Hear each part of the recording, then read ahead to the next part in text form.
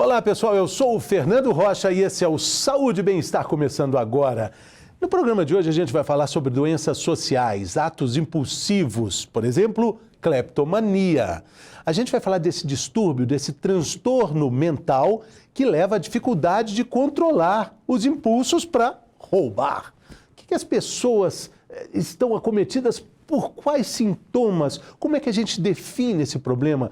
Quais são os riscos e como controlar as ações de uma pessoa que é impulsiva? Para falar sobre esse assunto, a gente vai receber duas psicanalistas aqui, a doutora Ana Paula Brasil e também a doutora Luciane Campos da Silva. Claro, a gente também tem o quadro Mitos e Verdades para ficar por dentro sobre o que as pessoas apresentam nessa situação. Um desejo incontrolável para roubar, as coisas que, na verdade, elas nem precisam. Vamos falar sobre esse assunto, mitos e verdades.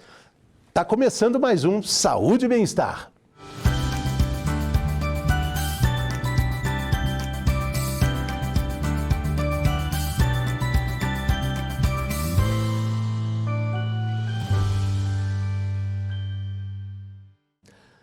Então vamos lá, no estúdio temos já a psicanalista a doutora Ana Paula Brasil, está de volta aqui, já esteve conosco, falamos sobre a questão dependência química e agora a gente vai falar sobre os sentimentos e os critérios e diagnósticos para doenças sociais, em especial cleptomania. A gente vê muito isso em filme e novela, né, doutora? É verdade. É muito retratado em romances, né? Tem uma aura, assim, de ficção. Sim. Mas é vida real. Então, vamos começar falando dessas doenças sociais que, na verdade, estão muito ligadas à nossa saúde mental. Com certeza. Então, primeiro eu quero agradecer a oportunidade de estar aqui de volta. Bem-vinda, né? Sempre. Para falar para vocês, então, um pouquinho dessas doenças sociais, né? Na verdade, a cleptomania, ela é uma doença que a gente considera um transtorno do impulso, né? E a gente bem sabe que impulso, na verdade, é uma coisa até biológica nossa. A gente tem impulso por comer motivado pela fome, a gente tem impulso por dormir motivado pelo sono, mas muitas vezes esses impulsos são disfuncionais, como no caso da cleptomania, que seria um impulso por furtar coisas. Com relação a impulso, qual que é a listagem disso aqui? A gente está sujeito a quantos impulsos nessa vida? Muitos, né? A gente pode ter impulso por compra, impulso por furtar coisas, impulso por substância, impulso por atividade sexual, impulso por atividade física. São inúmeros os impulsos, inúmeras, eu diria, as vontades que a gente possui. E tem casos, né, onde esses impulsos eles podem trazer muito prejuízo, porque a pessoa ela não tem controle sobre aquilo. E no caso da cleptomania tem até prejuízos sociais, às vezes até com relação à justiça, né? Então Sim. Vai criando situações muito mais complicadas. Naturalmente, né? Um roubo é uma questão de justiça, de delegacia, de polícia, mas as doenças sociais são tratadas no consultório do psicólogo, do psiquiatra, né? Todos esses impulsos são doenças sociais, de alguma forma? De certa forma, sim, né? Porque se a gente for pensar no impulso por si só, né? Que a gente diria que essa vontade de não conseguir controlar algo, né? A gente vai ver que isso, na verdade, é uma coisa extremamente primitiva que todos nós temos. No caso da cleptomania, por exemplo, a gente vê que esses indivíduos, eles têm uma vontade de furtar algo, muitas vezes sem um valor monetário, porque senão seria uma outra, a gente entraria numa outra questão. E esse furtar algo, geralmente, ele não é premeditado, também não é uma coisa que a pessoa vai maquinar algo para ir lá furtar. Ela não costuma ter ganhos financeiros com aquilo. Isso não é motivado por vingança ou qualquer coisa semelhante. Ela furta pelo prazer de furtar. É aquela adrenalina. Exatamente. É essa que é a questão, não é o objeto em si. Não é o objeto né? em si. Vamos considerar, por exemplo, que a gente está numa sala e aparece a oportunidade de eu pegar essa taça. Mesmo eu sabendo que eu não tenho muita coisa para fazer com a taça, a não ser tomar uma água. Mas eu tenho a possibilidade de ser pego, eu tenho essa adrenalina que move a impulsão, o gesto, o ato? Tem essa questão dessa adrenalina, tanto é que a gente fala que a pessoa, antes de cometer o ato, ela fica extremamente tensa, uma sensação de ansiedade extrema, e quando ela consegue cometer o ato, ela fica calma. Então, é exatamente essa ativação química que ela tem, não só essa questão química, mas a questão comportamental, que a motiva a fazer isso. Sim. Tanto é que a gente sabe que vários indivíduos depois, inclusive até às vezes tentam devolver os objetos que furtam. Então, na verdade, ele não quer o objeto em si. É o ato, a situação. A gente vê, então, que tem o mesmo mecanismo para diferentes tipos de impulso. É o mesmo mecanismo que vai fazer com que a pessoa estoure o limite do cartão de crédito para fazer uma compra de algo que, na verdade, nem precisa, e depois mais outra, e vai complicar a vida financeira de um jeito absurdo. Completamente, né? Então, essa questão dos impulsos, na verdade, eu digo que é uma coisa ainda muito mal compreendida, né? Tanto, às vezes, até pelos profissionais, muitas vezes, que trabalham com isso, e socialmente mal compreendida. Claro, né? Imagina, ninguém quer um cara que vá. E tá tudo muito perto, né? Tudo muito perto. Como é que surge esse impulso? Já que ele é o mesmo para vários tipos de problemas. Na verdade, tem-se algumas teorias a respeito disso, né? Essa questão do impulso, especificamente essa questão da cleptomania, porque se a gente for pensar em todos nós, né, como indivíduos que se desenvolvem, às vezes, quando a gente é criança, em fases muito pequenas da vida, a gente pega um objeto que não é nosso. E às vezes o seu pai fala assim, olha, você não pode pegar isso, você tem que devolver. E isso, na verdade, muitas vezes ativa na gente uma sensação de recompensa. Só que o que a gente sabe? Tem vários desses indivíduos, é como se eles tivessem uma desregulação do circuito de recompensa. Porque o que acaba acontecendo? O circuito de recompensa, ele é ativado na gente numa fase muito jovem da vida, em comparação com a percepção que a gente tem do certo e errado e das condutas que a gente tem, que seria uma parte mais frontal do cérebro que vai se desenvolver ao longo da vida. Então, existem algumas teorias onde esses indivíduos, eles teriam uma desregulação desse circuito de recompensa, fazendo com que eles, de forma frequente, eles fossem motivados a vários impulsos. Sim. Na vida prática, eu falei que é muito comum, né? No cinema, na televisão, nas novelas, tem sempre um personagem que tá ali, é atordoado. Esse é o cleptomaníaco, essa é a personagem cleptomaníaca. Mas na vida prática de consultório, a senhora encontra esse problema frequentemente? Na verdade, assim, eu acho até que ele acontece mais, na verdade, talvez, do que a gente diagnostique. Porque, primeira coisa, assim, que a gente observa, a maior parte desses pacientes que a gente vê, eles são mulheres, eles não são homens, e isso, inclusive, eu já acho que é uma amostra que ela não é muito real, muito fidedigna. Porque, geralmente, o homem, quando ele é pego furtando qualquer coisa, é diferente, inclusive, socialmente, do que muitas vezes quando a mulher é pega furtando qualquer coisa. Tem uma questão até social nisso. Né? Que protege mais a mulher? Exatamente. Eu percebo isso, assim. Tanto é que dos pacientes que eu já vi até hoje cleptomaníacos, eu nunca atendi nenhum homem, só mulheres. E é uma coisa que, muitas vezes, esses pacientes, eles vêm pra gente por outros motivos. Ou porque eles estão depressivos, ou porque eles estão ansiosos, ou às vezes eles têm outros transtornos associados, e às vezes a gente descobre que ele é cleptomaníaco, ou em algum momento ele chega a nos contar. Sim. Porque é muito difícil a pessoa chegar e dizer. Porque, na verdade, assim, quando acontece na família, tipo, todo aniversário some uma caneta, todo aniversário uma carteira fica perdida. Sim. Na família existe um conhecimento disso. Ambientes de trabalho também existe. Eu já trabalhei em lugares assim, eu frequento lugares que, opa, tem ali um probleminha, fulano de tal. As pessoas sabem quem são elas, né? Sabem, só que isso, na verdade, é um tabu. Né? Porque é uma coisa que causa vergonha, tanto para o indivíduo em si, quanto para as pessoas, às vezes, da família que convive com essa pessoa, né?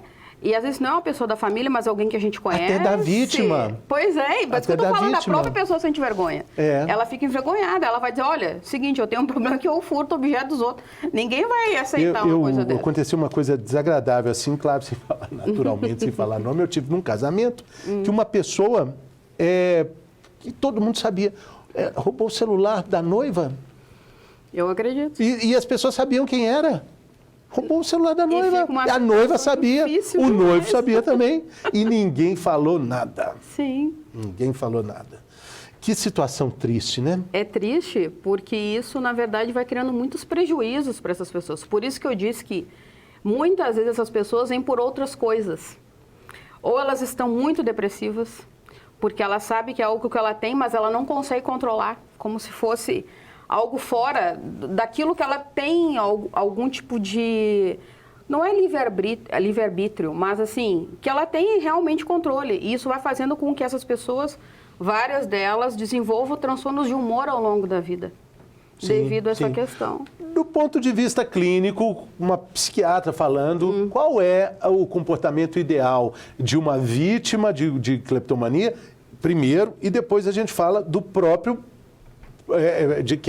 de quem sofre exatamente o transtorno. Primeiro, quem é vítima? Qual é a condição ideal? É denunciar, é falar, chamar para conversar? Como é que a senhora acha que isso deve ser tratado? Eu diria que isso é uma coisa difícil, né? Porque, primeiro, que eu acho que tem essa questão onde, às vezes, a gente fica sem saber o que fazer.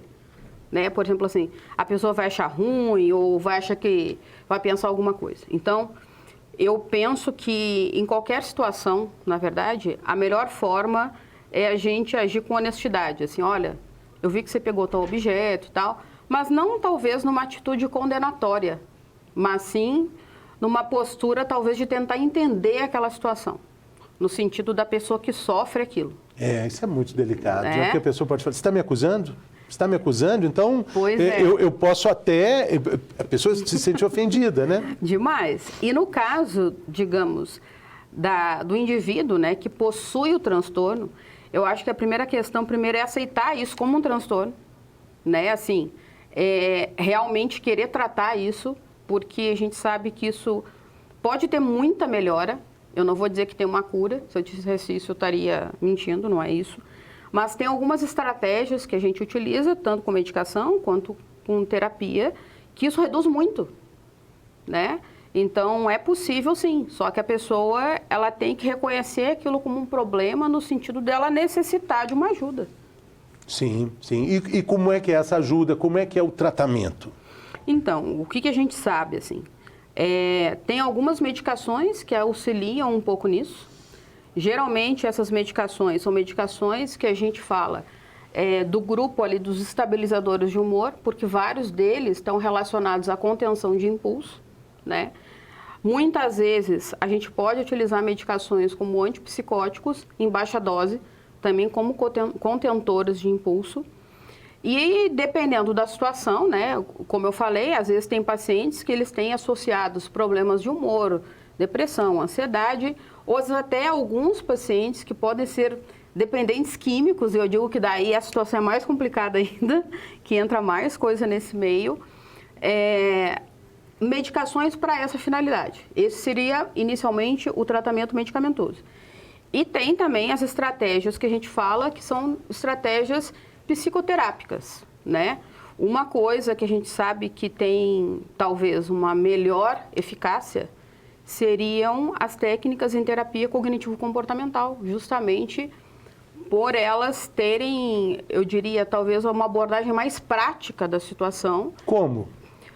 Por exemplo, existe uma coisa em terapia comportamental que a gente chama de técnica de reversão de hábitos. Isso a gente utiliza muitas vezes em toque.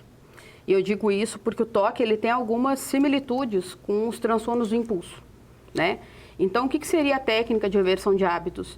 É quando você pega e você ajuda o indivíduo, no momento que ele tem aquele ímpeto, ele direcionar aquilo para outras atividades.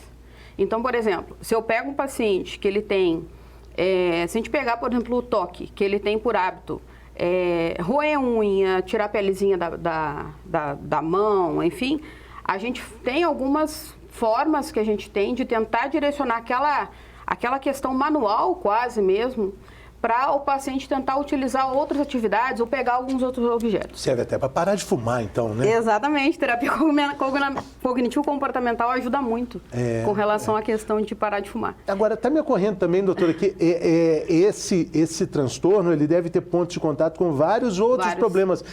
Se a gente for desenhar as características de uma pessoa que tem a cleptomania como transtorno, como impulso, pode chamar de transtorno? Não, né? Impulso. É considerado um transtorno porque ele está dentre os transtornos de impulso. Ah, sim. Tem outras características, tipo assim, trapacear em jogos, é o cara que põe o pé ali para o cara escorregar, jogos também normais da vida, a pessoa quer levar vantagem, tem um traço de personalidade que permeia as características de um cleptomaníaco? Na verdade, o que a gente sabe? Se a gente pegar, né, e eu digo isso inclusive para pacientes em consultório, assim, se a gente pega qualquer indivíduo que ele tem algo relacionado a impulso, dificilmente ele tem uma coisa só. Porque o impulso, ele está relacionado a uma forma de ser. Geralmente a pessoa ela é impulsiva em várias coisas. É difícil a gente ter um impulsivo que ele é numa única e exclusiva coisa. Claro que tem casos são muito mais graves, que o paciente ele é impulsivo então por jogo, por pegar um carro e sair em alta velocidade, por às vezes comprar, por furtar objetos. Mas a gente sabe que essa pessoa, de uma forma geral, ela é impulsiva em várias coisas na vida. Por às vezes romper relacionamentos, por às vezes não ficar muito tempo dentro do mesmo emprego, eles mudam de emprego. Por às vezes até uma questão, muitas vezes, de tolerância a algumas coisas. Então, às vezes são pessoas... Que não têm tolerância. Que não tenham tolerância. Às vezes são pessoas que toleram, às vezes, não toleram, às vezes, muito a frustração, não tolera muito a contrariedade, não tolera muito coisas que são mais monótonas. Limites curtos para lidar com as diversidades da vida. Sim, exatamente, porque a impulsividade é muito isso, né? Quando eu não estou satisfeito com uma coisa, eu pego isso daqui e vou fazer outra coisa. Então, se a gente for pensar os transtornos do impulso de uma forma geral, essas pessoas, elas têm um pouco essa característica, assim. Claro que eu não posso dizer que todos, mas, assim, num grau maior ou menor, são pessoas menos tolerantes com essas dificuldades que qualquer pessoa enfrenta. Sim, sim. E aí, em algum momento da vida, um impulso, outro, esbarramos na cleptomania. Sim, com certeza. Que seria essa questão desse prazer, né? De furtar algo, de ter algo para si, mas não necessariamente de forma definitiva. Como eu falei no início, que muitas vezes devolve, inclusive, os objetos. Mas é difícil reconhecer isso, né? É bem difícil. É bem difícil, sim. Inclusive, teve um caso de uma paciente uma vez que ela só veio para mim, que ela já tinha sido pega pela polícia algumas vezes. Geralmente, ela furtava sabonete. Sabonete. Do supermercado. E foi uma coisa interessante que quando eu fui atendê-la, primeiro o marido entrou dentro do consultório e falou, olha, ela tem esse problema. Provavelmente ela não vai aceitar direito quando você falar sobre isso. Então, assim, ela não aceitava ainda. Então, Sim. É uma coisa difícil. Mas até no processo terapêutico é chato Demais. Você falar, e os sabonetes? Algum na sua bolsa? Pois é. Tanto é que quando eu questionei ela essa questão de já ter tido, ela negou e como se eu não estivesse falando sobre aquilo, ela mudou de assunto. Sim. Então, que para ela, Você voltou? Verdade, eu voltei e, na verdade, toda vez ela esquivava. Então, assim, Sim. É uma coisa difícil mesmo. Tinha várias formas, tipo, de abordar para que ela assumisse, porque se não assumir, não tem jeito de tratar, né? É mais difícil, né? Como qualquer condição, digamos. Sim, né? sim. Em saúde mental, inclusive, a pessoa tem que aceitar minimamente, senão Sim. é muito difícil. Porque isso também esbarra até em muitas condutas sexuais, né? Tem problemas sérios aí também, né? De condutas sexuais inadequadas, né? Tem os pacientes que eles têm essas compulsões sexuais, né? Como uma forma infinita, assim, que eles têm várias relações no mesmo dia. E é uma coisa que a gente for ver, não é pelo sexo em si. mas aquela questão de constantemente ficar abordando pessoas diferentes na rua. Pela adrenalina, o mesmo mecanismo aí que a senhora falou. O mecanismo é exatamente o mesmo, não é necessariamente pelo ato sexual. Sim. Tanto é que vários, eles falam assim, é interessante a parte anterior. Sei. Por exemplo, assim, vamos ver se eu consigo atrair tal pessoa, não o ato em si. Doutora, a gente tem aqui um quadro chamado Mitos e Verdades. A senhora já esteve aqui, já viu, já sabe. Preparada? Tomar uma aguinha? É dentro da sua perspectiva, você diz mito, verdade, tá bom? Tá ótimo. Então, vamos lá.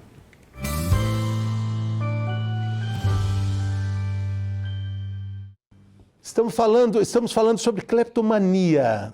Estamos conversando com a psiquiatra doutora Ana Paula Brasil. E a gente tem questões aqui ligadas a essa questão, a esse transtorno, a esse impulso que acomete muitas pessoas, principalmente dentro de uma família grande. Sempre tem alguém que conhece, tem ali um probleminha. A gente está falando isso no programa de hoje. Vamos lá, então. A primeira questão é essa. É mito ou verdade, doutora Ana Paula Brasil, que o paciente sente prazer em roubar e é incapaz de se sentir culpado? Mito ou verdade? Mito. Na verdade, eu diria que seria um mito parcial, digamos assim. A pessoa ela tem prazer em roubar, mas ela se sente culpada, sim. E geralmente é isso que motiva com que muitas vezes ele procure o atendimento. É mito ou verdade que existe um tipo de cleptomania que pode ser episódica, esporádica ou crônica? Verdade. Muitas vezes ela começa de forma episódica, esporádica, mas até muitas vezes pela não procura de atendimento, às vezes até por vergonha dessa pessoa, ela pode se tornar crônica. É verdade. Então é uma escala. É uma escala. É uma escala. Começa ali, não dá, enfim. A outra questão é, os roubos cleptomaníacos estão subindo e são ladrões profissionais. Mito ou verdade? Isso é mito. Porque, na verdade, geralmente eles furtam coisas que não têm valor. Ou então que o valor é muito pequeno. E se a gente for perceber, vários desses indivíduos que furtam esses objetos, essas questões que eles furtam, eles poderiam comprar aquilo. Mas é pelo ato que é o prazer deles de furtar. Tipo assim, a pessoa nem fuma, rouba um isqueiro. Tipo isso. São coisas, às vezes, que a pessoa não vai utilizar. Não tem nenhum objetivo para ela. Você me disse que, às vezes, a pessoa sente culpada e quer devolver. Mas como devolver? Fala, eu peguei seu isqueiro. Então, isso é um problema, porque, na verdade, ele não chega e fala. Por exemplo, assim, vamos supor que a pessoa, sei lá, você faz uma festa na sua casa, a pessoa vai lá e pega um objeto. Ela vai tentar criar uma situação onde ela vá lá e devolva o objeto. Ela não necessariamente ela fala, mas ela tenta devolver. Isso às vezes a gente vê em lojas. A pessoa pega algo e tenta devolver. Só que às vezes ele é pegar ou tentar devolver e daí o problema é muito maior. Que situação, né? É difícil. Que difícil, né? Imaginar que tem todo um mecanismo ali no organismo, nas próprias conexões cerebrais que provoca isso, né? É um caso, é uma doença. É uma doença, com certeza. A outra questão é essa, o cleptomaníaco é perfeitamente capaz de controlar o seu desejo de roubar, mas ele não quer fazer isso. Mito ou verdade? É mito. Na verdade, como a gente veio falando desde o início do programa, é um impulso, né? A gente sabe que devido a algumas estratégias, tanto comportamentais, né, que a gente foi falando da questão da psicoterapia, como medicamentosa, isso reduz. Ou seja, ele tem um controle maior sobre isso, né? Mas não é uma coisa que ele faça totalmente pensado, não é dessa forma. A gente sabe que é um pouco diferente esse mecanismo. Sim, é mais complicado. É mais complicado. É mais complicado. O cleptomaníaco, doutora, é louco, desviante, alienado mentalmente. Mito ou verdade? É mito. Na verdade, inclusive quando a gente vai avaliar isso, a gente sempre tem que considerar para ver se esse indivíduo que furta coisa, ele não está relacionado a outros transtornos. Porque muitas vezes esse furto pode acontecer devido a um episódio, por exemplo, psicótico, ou um episódio maniforme, por exemplo, de um quadro de transtorno bipolar.